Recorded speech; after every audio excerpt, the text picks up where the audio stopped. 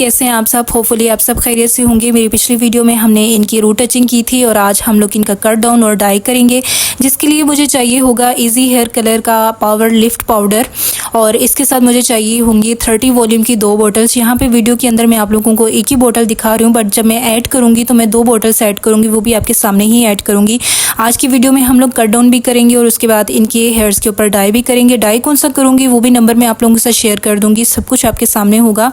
अच्छा, मैं स्पून के साथ भी पावर लिफ्ट पाउडर ऐड कर सकती थी, ब्लीच पाउडर ऐड कर सकती थी, बट मैंने बोतल के साथ इसलिए किया क्योंकि ये सबके पास अवेलेबल होती है तो कोई परेशानी की बात नहीं होती। थोड़ा सा पाउडर मैंने बचा लिया है लास्ट में, क्योंकि वो हम लोग अगर कम पड़ गया तो बाद में ऐड कर लेंगे या फिर जो ना, क्योंकि एक्स्ट्रा बन जाए तो चीज़ वेस्ट हो जाती है। अब इसके अंदर हमने 30 वॉल्यूम की 1 बोतल ऐड कर दी है और इसको अच्छे से निकालने के बाद मैं सेकंड बोतल भी इसके अंदर ऐड कर दूंगी। अब आप लोगों को ये बात तो समझ आ गई होगी कि अगर हमारे पास 1 बोतल पाउडर की होगी तो हम लोग 2 बोतल्स उसके अंदर वॉल्यूम की ऐड करेंगे, मतलब कि डबल रेशो में रखेंगे। उसके बाद जी इसको हम लोग इतने अच्छे से मिक्स करेंगे ताकि ये क्रीम फॉर्म में आ जाए, और वो भी मैं आप लोगों को दिखा देती हूँ। यहाँ पे आप लोग देख सकते हैं जब ये अच्छे से क्रीम फॉर्म में आ जाए उसके बाद हमने इसको हेयर के ऊपर अप्लाई करना है।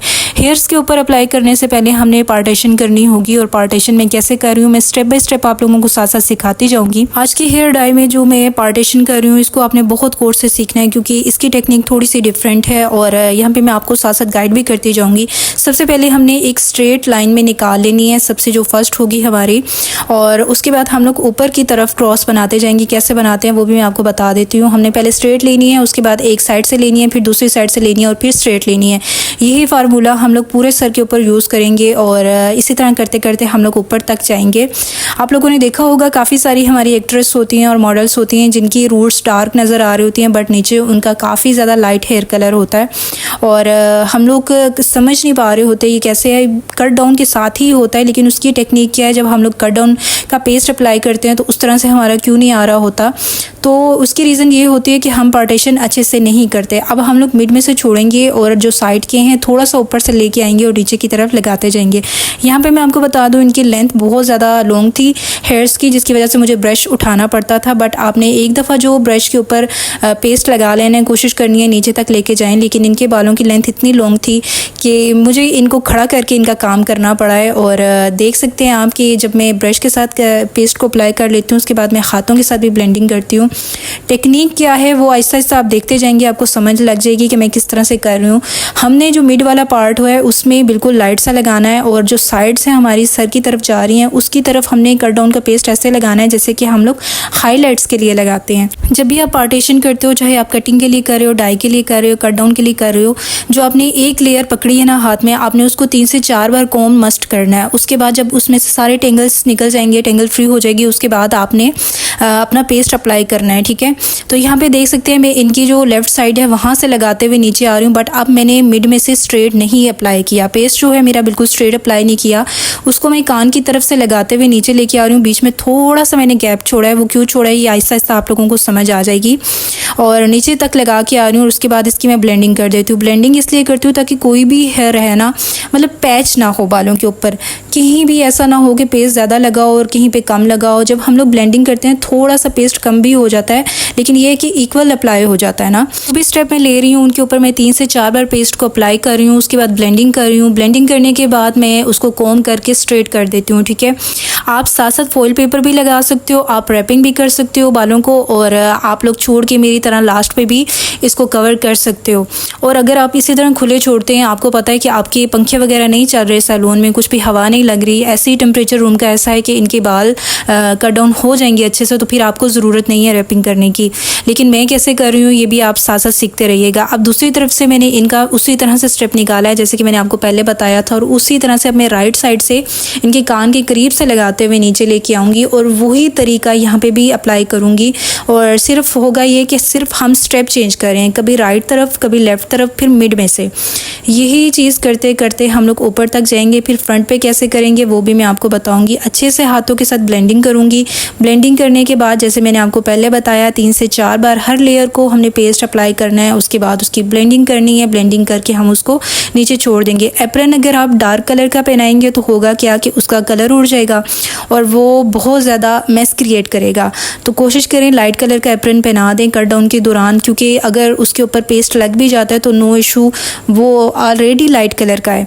और इसी तरह से करते करते हम लोग नीटनेस के साथ काम करेंगे। यहाँ पे मेरी क्लाइंट के जो बालों में हैं वो टेंगल्स बहुत ज़्यादा बन रहे थे, बट मैं साथ साथ उनको कॉम कर रही थी, अपनी तरफ से कोशिश कर रही थी कि मैं इनको अपना 100% वर्क दूँ। यहाँ पे मैं आप लोगों को एक और चीज़ समझाती चलूँ कि अगर आपका सैलून है या फिर आप घर पे काम कर रहे हो तो आपने कोशिश करना है कि आप कोई भी रफ ड्रेस पहनो जिससे ना आप कट डाउन का या डाई का काम कर रहे हो। ख़ास तौर पे कट डाउन का काम कर रहे हैं, ब्लीचिंग का कोई भी काम कर रहे हो तो आप खुद भी रफ ड्रेस पहने। अपनी क्लाइंट को भी यही रिकमेंड करें कि वो कोई भी रफ ड्रेस पहन के आएँ। उसके बाद आप जो एप्रन यूज़ कर रहे हो उसको भी फ़ौरन आप कोशिश करें कि जब आप उसको यूज़ कर चुके होते हो उसको फ़ौरन वॉश करवा लें, क्योंकि जो सैलून के एप्रन होते हैं उनके साथ अक्सर लोगों को क्लाइंट्स को ना एलर्जी भी हो जाती है।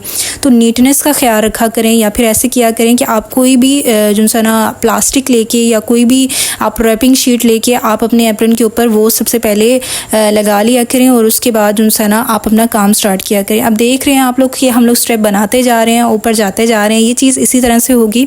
टाइम अगर मैं आपको बताऊं तो आपकी क्लाइंट के हेयर्स पे डिपेंड करता है। अब जैसे इनके हेयर्स हैं तो इनके हेयर काफ़ी थिक थे, मतलब मोटा हेयर था इनका, तो इनकी कट डाउन की टाइमिंग चेंज होगी।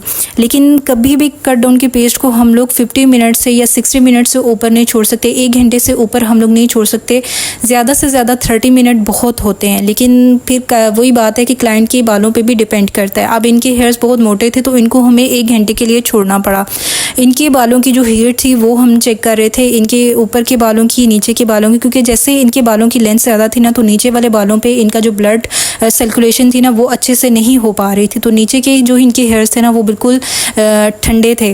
वहाँ पे जो इनका कट डाउन का जो पेस्ट था ना वो काम कर रहा था, बट वो स्लो काम कर रहा था ऊपर की निस्बत। हमेशा ये चीज़ मैं आपको गाइड करती हूँ, जो हमारी रूट्स होती हैं वहाँ पे कट डाउन हो गया, जो भी हो गया, वो बहुत जल्दी से काम करता है। अब देखिए जो कट डाउन का पेस्ट होता है वो कभी भी रूट्स के अंदर नहीं लगता, वो हम लोग लेंथ पे लगाते हैं और मैं भी रूट्स के अंदर नहीं लगा रही। बट जो उनकी शोल्डर वाली जगह है ना, यहाँ पे इनका जो कलर है वो कट डाउन अच्छे से हो जाएगा और नीचे से इनका रह जाएगा। नीचे से फिर हम लोग कैसे कवर करेंगे वो भी मैं अभी यहाँ पे आप लोगों को सिखा दूँगी।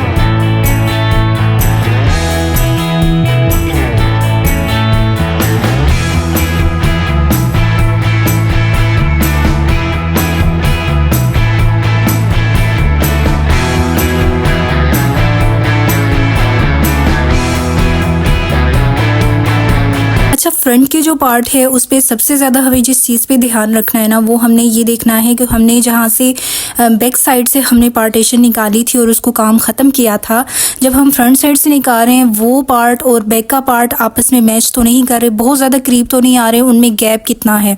अब यहाँ पे जब मैंने काम ख़त्म किए है बैक का, तो उसके बाद जब मैंने यहाँ से कान के करीब से निकाला है तो इसमें गैप आ रहा था, तो तब मैंने यहाँ से निकाला। अगर गैप ना होता तो फिर ये जो मैं अभी फ्रंट से निकाल रही हूँ यहीं से निकाल के मैं स्टार्ट करती और नीचे वाले हेयर्स को छोड़ देती। नीचे के बालों को छोड़ने का मतलब ये नहीं है कि इसके ऊपर हम लोग कट डाउन का पेस्ट अप्लाई नहीं करेंगे, हम लोगों ने पेस्ट अप्लाई करना है, लेकिन हमें क्या करना है कि हम ऊपर से गैप ज़्यादा छोड़ देंगे और उसके बाद जो सेकंड पार्ट निकालेंगे हम लोग उसको हाईलाइट की तरह लगाएंगे। जैसे कि मैं आपको बता रही हूँ, यहाँ पे आप देख सकते हैं कि मैं स्ट्रेट साइड से लेके आती हूँ और जब मिड के पार्ट पे पहुँचती हूँ तो मैं उसको बिल्कुल सीधा करके, उस लाइन को सीधा करके नीचे की तरफ ले आती हूँ। लेंथ पे हम लोगों ने फुल हेयर्स पे लगाना है, बट जो ऊपर वाला हमारा एरिया है हेयर्स का उसको हमने बिल्कुल हाईलाइट्स की तरह करना है।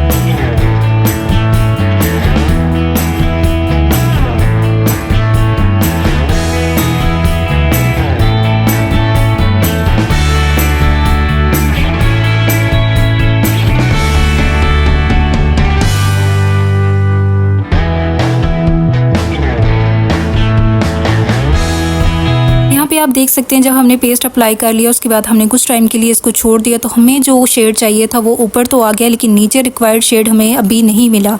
तो मैंने क्या किया कि मैंने एक शॉपर के अंदर इनके बालों को कवर किया, उसके बाद ब्लो ड्रायर के साथ मैंने हीट देना स्टार्ट कर दी। जब मैंने हीट दी कुछ देर, उसके बाद कट डाउन का जो पेस्ट था उसने दोबारा काम करना स्टार्ट कर दिया। अक्सर लोग क्या करते हैं, पेस्ट को दोबारा अप्लाई कर देते हैं, लेकिन वो भी आप कर सकते हो, लेकिन बालों की कंडीशन देख के, क्लाइंट का बजट देख के।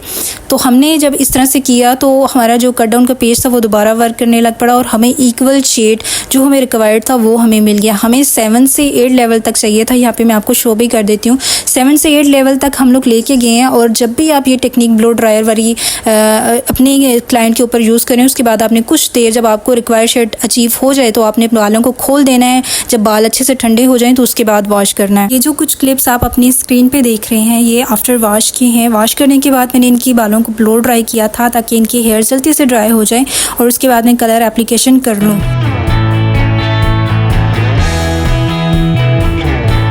आज जो हम अपनी क्लाइंट का हेयर कलर करेंगे उसका नंबर है 7003 और ये इजी हेयर कलर का है, जैसे कि आप लोग स्क्रीन पे देख भी सकते हैं। और ये शेड बहुत अच्छा है, बहुत मज़े का शेड है। और इसकी पूरी ट्यूब मैं निकालूंगी और इसके अंदर जो मुझे वॉल्यूम चाहिए होगा वो भी मैं आपको दिखा दूंगी।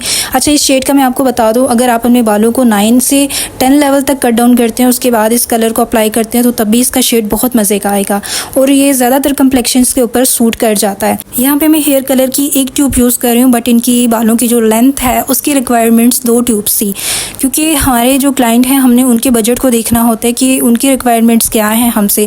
तो हमने एक ट्यूब के अंदर 20 वॉल्यूम की 2 बोतल सेट की हैं। जब भी आप कट डाउन के बाद काम स्टार्ट करते हैं तो आपको 20 वॉल्यूम के साथ कलर एप्लीकेशन करनी होती है। डबल रेशो में हमने वॉल्यूम को रखा है।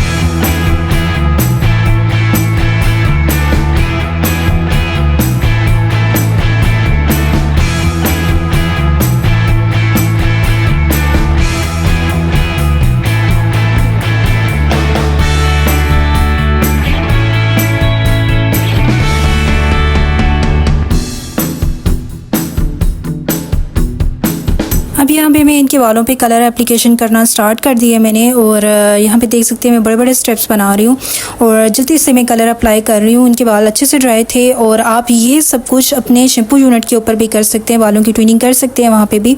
तो यहाँ पे मैं इनके बड़े बड़े स्टेप्स बना के अच्छे से कलर एप्लीकेशन करूँगी, फ्रंट पे करूँगी और बाद में जब कलर बच जाएगा तो उसको मैं अगेन एक बार फिर से कर लूँगी। हाथों के साथ मैं ब्लेंडिंग मस्ट करती हूँ, जहाँ जहाँ पे कलर ना लगा हो वहाँ पे लगा लेती हूँ। अभी आपको बहुत रफ तरीका लग रहा होगा, बट लास्ट में इनके पूरे बालों पे कलर अच्छे से एप्लीकेशन हो चुकी थी।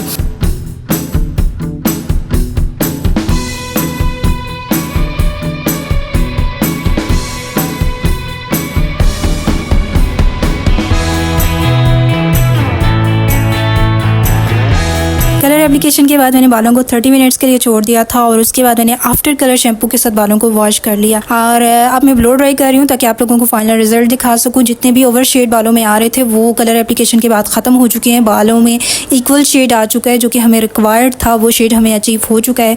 और मैं उम्मीद करती हूँ कि मेरी आज वाली वीडियो से आप लोगों को बहुत सारी चीज़ें नई सीखने के लिए मिली होंगी जो कि आपको और कहीं से नहीं मिली होंगी। और मेरे चैनल को सब्सक्राइब कीजिएगा, मेरी वीडियो को लाइक कीजिएगा। कोई भी क्वेश्चन हो तो आप लोग कर सकते हैं।